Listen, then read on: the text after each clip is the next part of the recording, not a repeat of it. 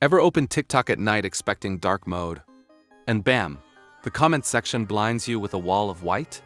Let's talk about why TikTok comments are white, even when you've turned on dark mode.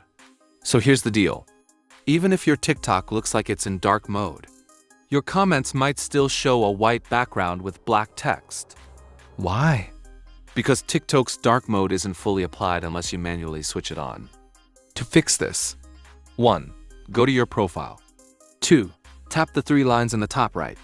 3. Select Settings and Privacy. 4. Scroll to Content and Display. Gives display. 5. Toggle dark mode on. Now your comments should be black with white text. No more midnight jump scares.